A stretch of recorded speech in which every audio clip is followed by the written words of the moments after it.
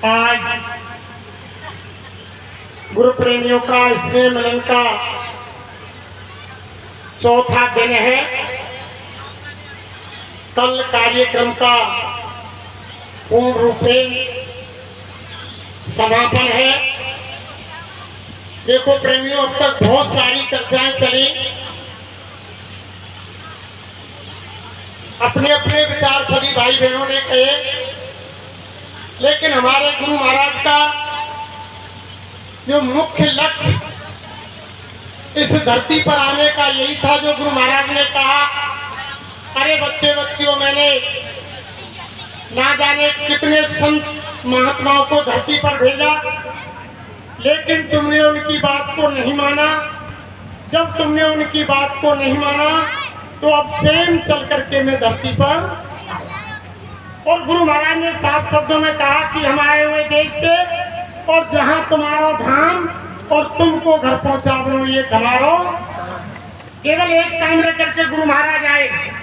जब उन्होंने कुछ भी किया, साईं महाराज ने पहले बता दिया कि मैं कुछ बिगाड़ूंगा, कुछ बनाऊंगा, न जाने क्या क्या खेल करूंगा। साईं महाराज ने साफ शब्दों में सत्संग सुनाते हुए ये भी कहा,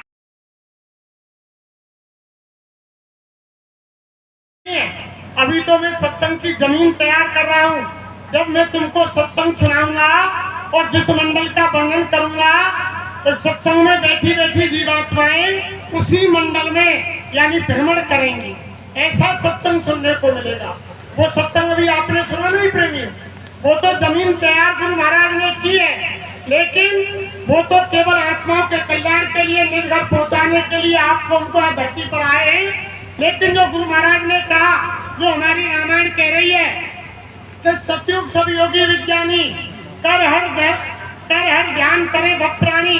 तो ना जाने जब से हम धरती पर यानी हमारे निज घर से आए, यानी जन्म लेते मरते, जन्म लेते मरते, ना जाने कितने युग बीत गए, लेकिन हम हमारे निज घर नहीं गए।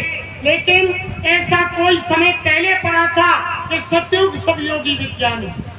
और बाबा जय गुरुदेव जी महाराज अपनी ताकत पर, अपने बलबूते पर, इस धरा धाम पर उसी सतयुग का आगमन कर रहे हैं, जिसके लिए रामायण में लिखा है कि सतयुग सब योगी विज्ञानी और कर हर ध्यान करे भवो।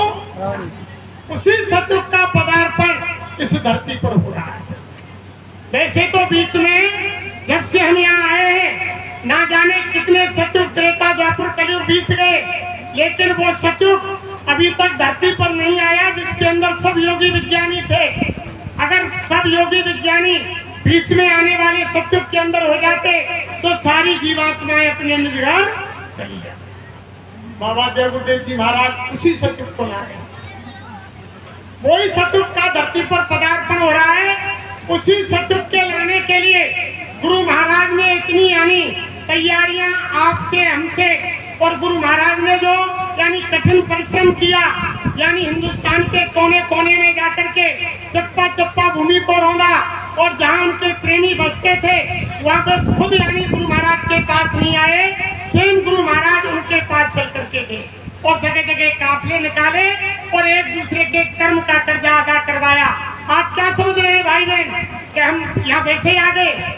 नहीं, ये गुरु महाराज की दया है। एक दूसरे के लेन देन को चुकाने के लिए आप सब प्रेमी भाई बहन हम यहाँ आए हुए, ऐसे नहीं आए हैं। और जब तक स्वामी महाराज ने कहा उस काल का कर्जा, अच्छे बुरे कर्म का, शुभ अशुभ कर्म का, यानी पाई में ब्याज के वो अदा नहीं कर लेगा, तब तक जीव को संसार से रिहा नहीं करेगा। तो बाबा जय गुरुदेव जी महाराज तो ऐसे हैं प्रेमियों, वो तो यानी अनेकों तरीकों से जीव के कर्जे को अदा करा देते हैं। आपने नहीं देखा, एक बार की घटना है कि गुरु महाराज यानी आश्रम पर आश्रम में आए, वहाँ मूली और टमाटर की फसल उगी हुई थी। तब गुरु महाराज